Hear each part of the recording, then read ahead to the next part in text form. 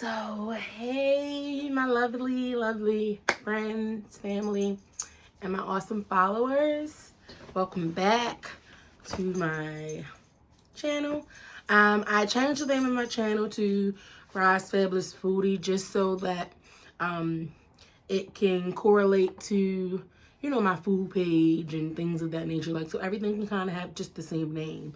And because also I started posting food, like food shorts. They're called shorts on YouTube.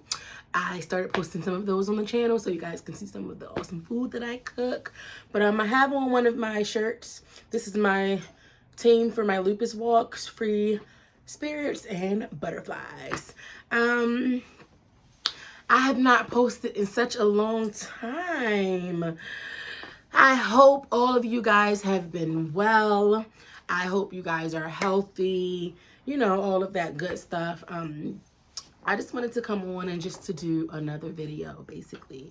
I am alive, just in case anybody was wondering, I'm here, I'm alive, I'm healthy, to the best of my ability.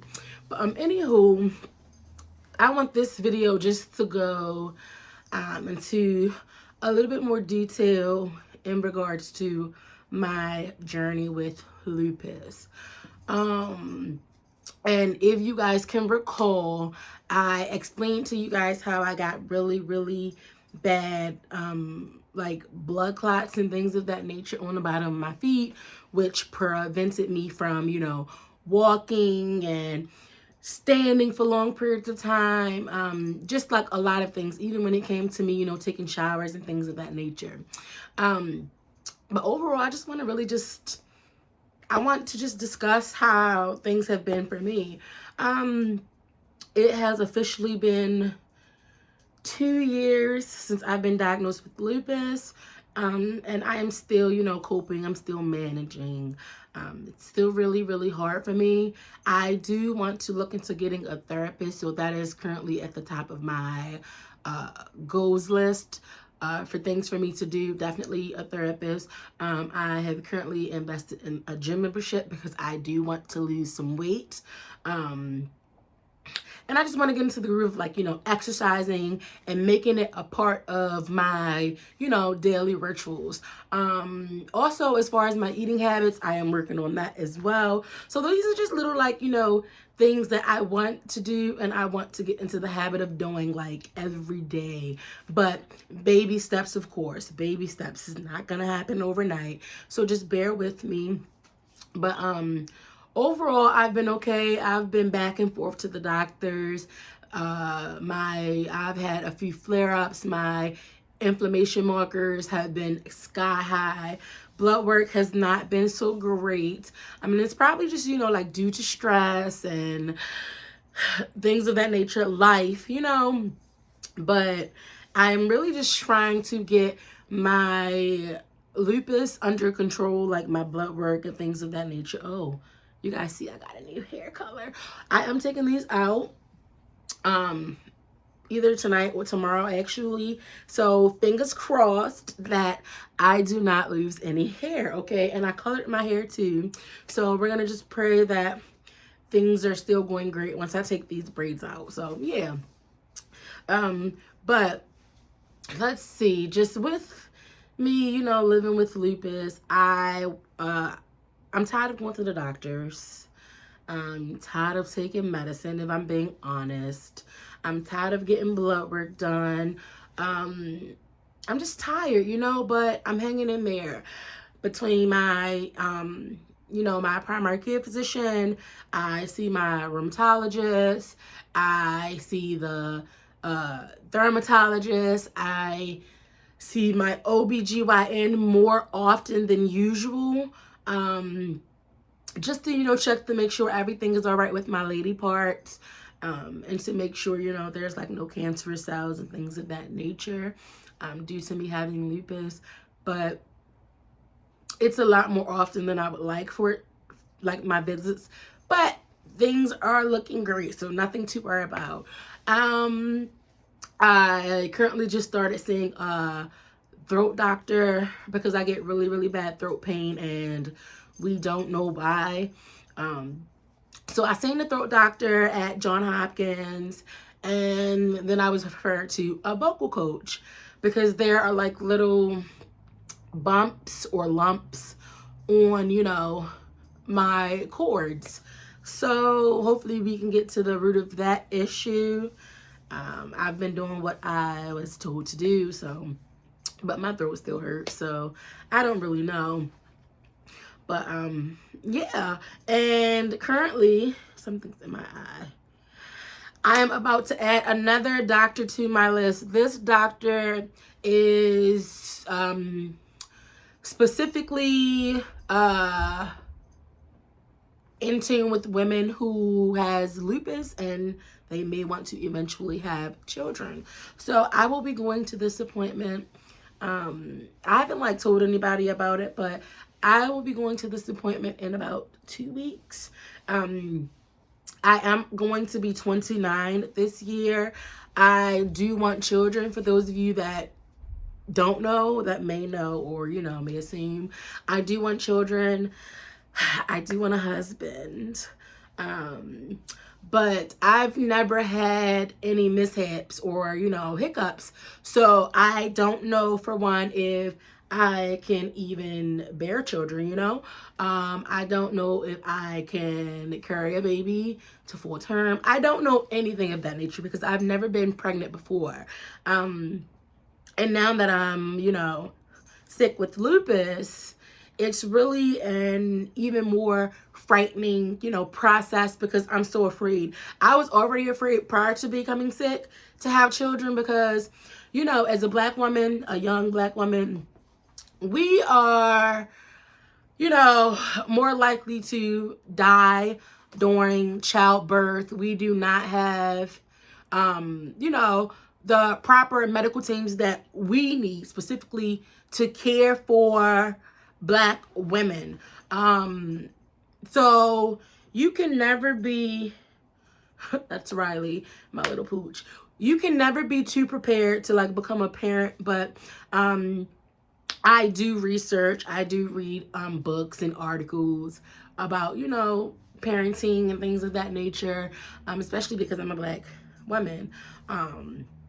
But I really do want children, and it's just I'm more likely to have miscarriages and, you know, ulcers and things of that nature, and it's just a scary process. But right now I am not. Oh, and I'm also on birth control. I've been on birth control since I was 16.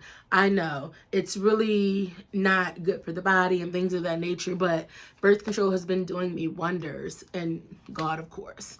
But I'm gonna get off. I have the implant in my arm. I am going to get off birth control very soon, actually. I just have to call my OBGYN or maybe message her on my chart because the birth control does not mix well with one of the medicines that I am taking, and that's unfortunate. And it sucks because I just got this one. It's probably been, I got this one this year, so it's fairly new, and we're only in March. And yes, since 16, so it's been like every 3 years. I get it out and I get it put back in like the same day. Like I get a new one put back in. Like, don't play with me, you know. But unfortunately, it does not work with me having lupus, and it does not work with, excuse me, one of the medicines that I am prescribed to take daily. So it's just like, it's kind of like pointless. So it's like either, you know, make sure that I'm using protection all the time, or to try a different type of birth control. But I already plan to get off birth control when I turned 30, which is going to be next year. So I guess it all kind of worked out, really. But I'm going to get off sooner than, you know, I reach 30 because I have to. Like, I don't have a choice. So that's going to happen. But anywho, I am not in like a serious relationship or anything of that nature. TMI, but I am, you know, sexually active with someone. But right now I'm not like, you know, on serious terms as far as are we like, you know, dating, planning to have kids, marriage, things of that nature. We're just not there yet. But I do want kids, so this is just something that I'm going to do for me. I'm going to meet with the doctor because when it comes to getting pregnant in general, you should just try to just be as prepared as you can. But because I have lupus, I really want it to be like a planned pregnancy. Like, it's just a lot of like things that could happen, and if I can prevent them, I will do just that. But I want to know more about, you know, things that I have to do when it comes, like if I got pregnant, like how would this work, how, like what would I need to do, what would I have to do to be able to, you know, be able to carry my child to full term, and, you know, just things of that nature. But I also want, you know, when it's time for me, when I'm ready to have children or a child, or, you know, whatever, by grace, God's grace, I really just want to make sure that my person is the right person. Like right now I'm single, but it's just like I don't want to have to go through that stage of my life, you know, because it takes two to make a baby. And just, you know, just being alone through the whole process, especially knowing like all of the things that could happen to me while trying to even get pregnant, or, you know, getting pregnant and carrying a baby. I just want to make sure that I have that support. I just want to make sure that my person wants children. We're both ready for children, you know, like, you know, to make sure that we're on one accord. So we do not have children. I do not have children right now because, you know, that's just what I want. So it is what it is. But anywho, that is going to be in about 2 weeks. I'm excited and I'm also nervous. But hopefully we get some good news. I do have to, you know, get a copy of my medical records over to her. I have to like send over a lot of documentation and a lot of information so that she could know what to discuss when I come in for my appointment. I may have to get more blood work done and, you know, some labs done. I am so tired of getting poked with needles, but I've kind of become accustomed to it. So it just is what it is, but I'm hanging in there. So that's that. Back to the, you know, medical aspect of me having lupus. But in my personal life, I've just been okay, you know. I'm still taking my medicine. I'm still just hanging in there. I haven't really been in great spirits, honestly, if I'm being honest. My mood has just been blah, you know, like I'm thankful to be here. I'm thankful to be alive. But, you know, I'm still in school working on my second master's degree. And I'm just like over the semester. I truly just do not care. And that may just be like a mood thing because lupus does affect, you know, my mood. I'm just more, I get more irritated like quickly, you know. But it's just like a lot of things I am no longer stressing about. So that's where we are with that. But I did want to go into like the relationship I have with my parents in regards to everything. So most of you guys know, well, if any of my friends are watching this, the type of relationship that I have with my parents. My mother, we are like this. Like me and my mom, we're like besties. But my father, there's no relationship there. It's unfortunate, but life does not stop for anyone. So I gotta keep pushing, you know. And my mom has always been there for me. She's been like my go-to support person or whatever the case may be. But I just wanted to talk a little bit about the non-relationship that I don't have with my father. You know, when I first got sick, and this is just prior to me not even knowing that I had lupus, we've never had like a relationship. Like even growing up, there was just never like a daddy-daughter type relationship, you know? It's just weird. It's just a weird relationship. It's just weird. Like, he's just like another random, you know, like regular person to me. Like, that's really just it. But and I've just never felt like I received that support or that love that I feel I deserve, especially, you know, being his child or whatever the case may be. And, you know, his daughter, his first daughter, and things of that nature. But anywho. So when I got sick, you know, I was in the hospital, bed rest. They kept me in the hospital for days and days. A lot of, like, you know, tests and exams and blood work. A lot of stuff was being done to me.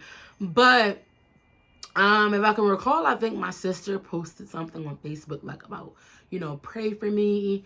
My sister's really sick. We don't know what's wrong. And she had some of the relatives on my father's side on Facebook, and I guess, you know, word got passed along, and then eventually got to him that Kendra was sick, because they call me Kendra on his side of the family. I really don't associate with any of them. It's no hard feelings, but be blessed. So he reached out to my mom and was like, you know, well, why didn't you tell me she was sick? What's going on? Or why didn't she tell me she was sick? And my mother was like, whatever my mom said. But basically, my mom didn't even know what was wrong with me, because I didn't know what was wrong with me. But yeah, so I don't even know if he had my cell number, honestly. Maybe my mom gave it to him. I don't know. I don't even know how he got in contact with me. But I think maybe she gave him my cell number, or maybe she gave him, like, the hospital room number that I was in, or whatever the case may be. Cool. So I talked to him here and there. He, you know, played his part. I'm very big on honesty, and I'm very big on, you know, things being genuine and done from the heart. And I just feel like a lot of things are not done genuinely, and that's just how I feel, you know. I could be wrong, but, you know, actions speak louder than words, and I just feel like, you know, some things just weren't genuine. But he probably came, once they let me go home and things of that nature, he probably took me to one excuse me, probably took me to one appointment, maybe two. That's just about it. But I've gotten, like, a little Panera bread. I've gotten a little soup delivered to the house. Excuse me. And, you know, I could barely wear shoes and sneakers. So this is what I really, really wanted to get into. I couldn't wear, you guys know I love my sneakers, I love my heels, I love my shoes. I couldn't wear, like, shoes for a long time. I was wearing slippers. So I had so many different types of slippers. Like, my mom got me slippers, my sister got me slippers, like a pair of slippers. My brother got me slippers. But my mom really just was like, I was like, I want these, I want those, I want those. You know, she would just buy me the things that I wanted, the things that I need, down to, like, the head wraps when I lost all my hair. You know, so I could still be cute, stylish, and, you know, coordinated. But, you know, one day I decided to reach out to my father, asking if, well, I sent him, I think, I wanted some insoles, you know, insoles for, like, the sneakers or something like that. But I needed a really good kind, and I think they were about $30, maybe $40. They were, like, really, they weren't expensive, but they were expensive for, like, a insert for a shoe, you know. So I sent the same pair to him, and I sent the same pair to my mom, because I already knew my mom was going to get them. But I was going to have two pair, you know. He could buy me one, and, you know, my mom was going to buy me a pair. And this was by text.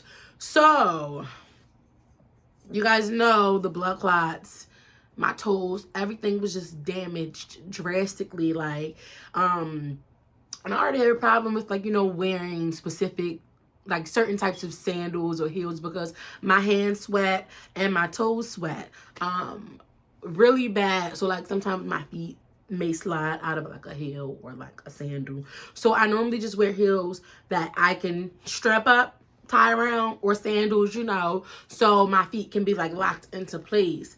But and now then to add on to, like, you know, the sweating and things of that nature, add on the scarring of my feet, my toes scarred, and all of that type of stuff. And they just were, I just felt very, like unattractive and all of that type of stuff. And I was like afraid of like getting like infections and stuff like that. So I always kept my feet clean, but I wore excuse me, like I had like diabetic socks from Amazon because regular socks hurt my feet so bad because they were so tight. So I had to put on like stretchy socks, and my mom bought me like a whole bunch of like different colors and things of that nature, and I still do wear them to this day as regular socks now.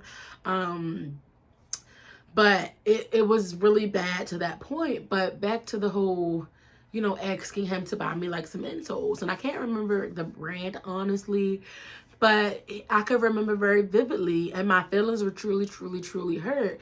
He texted me back and said, I will be glad when your feet heal up. But you guys are probably like, well, maybe he's just, maybe he just really can't wait until your feet heal up. For somebody who has just been diagnosed with lupus, who just the traumatic life change, whose physical appearance has changed drastically, whose health has changed drastically, I'm literally in pain fighting for my life, and a simple yes or a simple no would have sufficed. The I'll be glad when your feet heal up comment, he could have kept that comment to himself, and my feelings were hurt about that. Like I texted my mom about it, or maybe I called her, and I think I texted some of my other friends, but I like to send screenshots, so maybe that's exactly what I did, and maybe I sent a screenshot or something like that, because I just felt like it was a comment that he could have kept to himself, because I don't know when my feet's gonna heal up. I'll be glad when my feet heal up too, but I took it as if he was just kind of tired of me asking him for things. And I haven't asked him for anything. I never do, because he ain't never got it to give. But, it didn't hurt to try my hand again. Some little insoles for my sneakers. So, I just felt like it was just like, dang, she needs something else. Like, and that's just how I took it, because I would not have said to someone, I'll be glad when your feet heal up, after they asked you to buy them something that could possibly help with the foot pain and things of that nature that they was going through. I just thought that was very inconsiderate. So that's that. But, and then, things really just started dying down. I really just didn't see him as much. What else? Let's see. I think I got stuck with the bill, of course, for school. I asked for help with the bill. He said he didn't have it, blah, blah, blah, blah, blah, whatever. But that's probably the last time I talked to him. I graduated with my first master's 2022. So I paid the bill. That probably was last year, I think. I ended up taking all my savings to pay the bill. But, I left it alone. I don't feel any type of way about it, because I go to sleep and I wake up and I thank God every day, and I thank God for my mama. Do y'all understand? But that's really just, all I wanted to say. And it's just like I said, a lot of the relationships that I've had, a lot of things just changed. Like, I haven't talked to like a lot of people in a while, like, like a long time, and I'm okay with that, because I've learned that sometimes people are in your life for different seasons, for different reasons, and when their time is up, with you, they gotta go. So it's no hard feelings. But for those of you that do not know, I do not have a relationship with my father, and it sucks, I guess. But listen, I'm about to be 30 next year. I gotta live for me. Do you guys understand? I gotta get myself together, get my life together, get my health together, and just live for me. So that's what I've been doing.